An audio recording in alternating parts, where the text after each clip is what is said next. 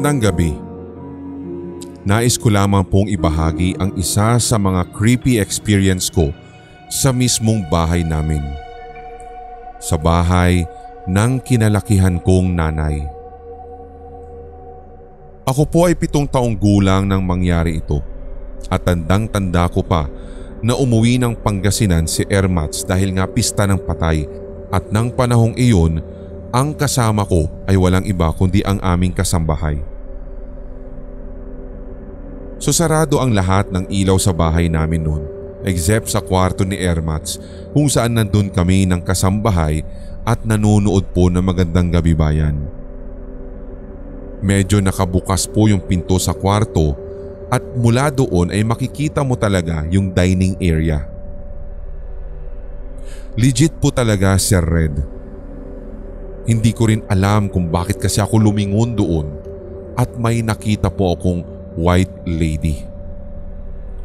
Dahan-dahan lamang po ang paglalakad nito hanggang sa tumagos po ito sa dingding ng dining area. Sa sobrang takot ko ay hindi po talaga ako nakapagsalita. Kahit isang sigaw man lang ay hindi ko nagawa.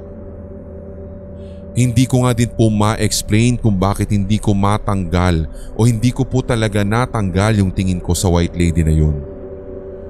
Tila ba na magnet ng husto ang aking paningin at tiningnan ko talaga kung saan siya pupunta. Yung kasambahay namin noon ay kasalukuyang nagpaplantsa habang nanonood po ng TV. Ang alam ko ay pilit ko po siyang kinakawayan. Pero hindi niya ako napapansin. Hanggang sa bigla nga, napatingin siya sa akin at agad siyang tumungo sa kung saan ako nakaupo. Tinitingnan niya ako at nagtataka kung ano ang ginagawa ko at bakit daw ako kumakaway. Pero sinabi ko sa kanya na may nakita ako sa dining area.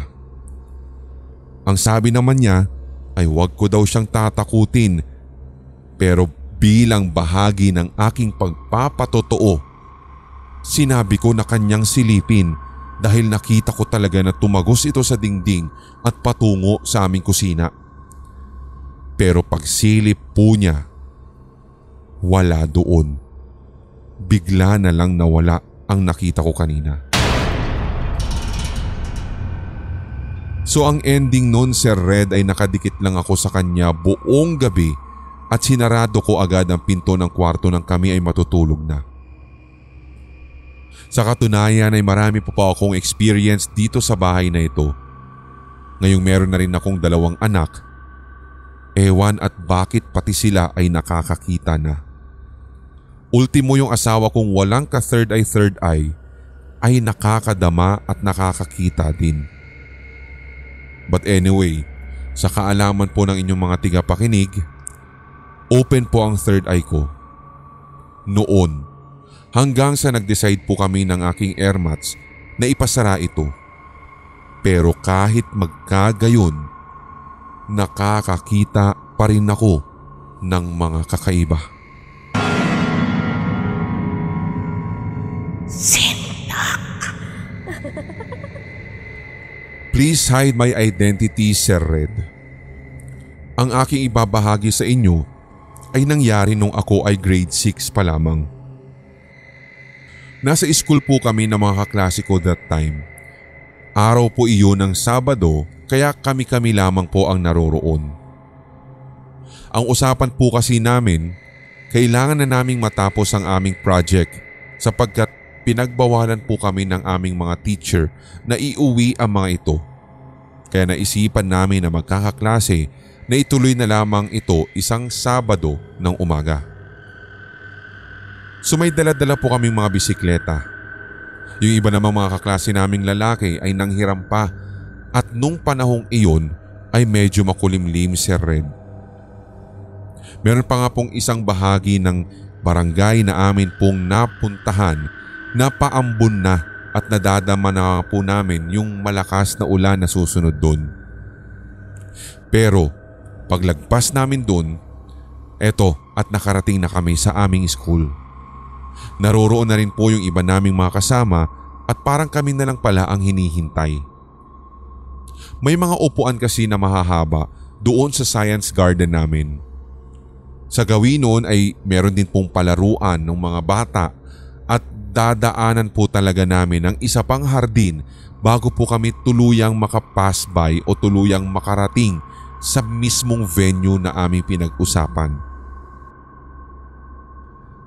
So yung iba, ginagawa na yung ibang parte ng aming project sapagkat ito po ay yung mga miniature ng solar system. Habang kami naman ng aking kaibigan na si Angie, nakagrupo ko rin, ay nag-decide na magtungo muna sa isang tindahan para bumili ng aming mga snacks. So gamit na naman ang aming mga bisikleta, umalis po kami sa eskwelahan.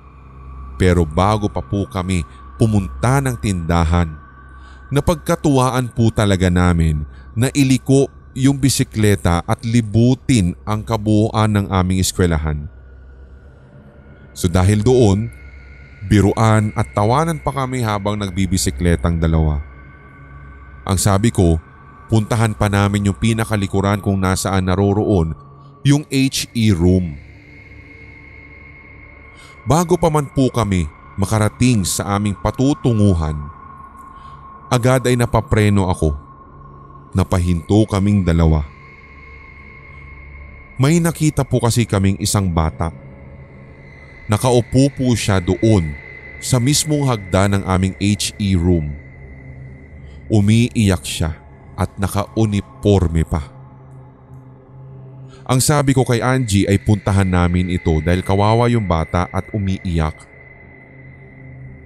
Nagtaka po si Angie sa sinabi ko. Napatanong siya kung binibiro ko lamang daw ba siya o kaya naman ay ano daw yung nakain ko at may pupuntahan pa kami sa HE. Kinikilabutan na pala ang kaibigan kong iyon noon. May nararamdaman na siyang kakaiba. Sinabi niya sa akin na wag ko nga daw siyang tatakutin dahil hindi daw siya ready sa mga ganun. Wag ko daw din siyang pagtitripan. Pero nanindigan talaga ako Sir Red na hindi ko siya pinagtitripan at totoong may nakita akong batang umiiyak at ang lakas pa nga nung hikbi niya. Doon nga ay agad-agad umalis si Angie at binilisan ng pagpedal sa kanyang bisikleta. Sinigawan ko siya at sa muling paglingon ko sa kinaroroonan at kinauupuan ng bata, doon na ako talaga natakot Sir Red. Dahil wala na yung nakita ko kanina. Agad-agad ay sumakay ako sa aking bisikleta at mabilis ding nagpedal hanggang sa makalabas kami ng eskwelahan. Doon nga'y pinalo pa nga ako ni Angie at sinabi niya na wag ko na daw uulitin iyon at feeling daw kasi niya ay aatakihin siya sa puso. Hindi daw magandang biro yung sinasabi ko sapagkat alam niya base sa kwento ng kanyang ate na meron talagang batang nagpapakita sa HE room. Doon nga ay kinilabutan din ako sapagkat first time ko lang din malaman ang masasabing nakakatakot na history nung HE room namin na yun. Tinanong ko pa nga si Angie kung anong ikinamatay ng bata at bakit siya nagmumulto. Pero ang sabi niya, isa daw ito sa mga kaklase ng ate niya na nasagasaan daw ng malaking truck sa labas ng eskwelahan. So dahil nagkatakutan na kami, hindi na tuloy kami lumabas ng aming school at niyaya na namin lahat ng aming mga kagrupo na dalhin na lamang at iuwi sa bahay namin ang ginagawa namin. Hindi naman siguro malalaman ng aming teacher na nag-uwi kami ng project kahit ipinagbabawal nila.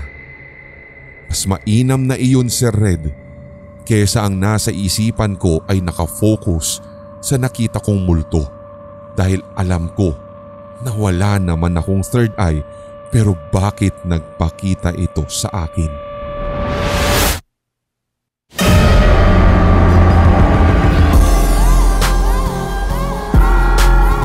At inyong napakinggan ang tampok na one-shot Tagalog horror story.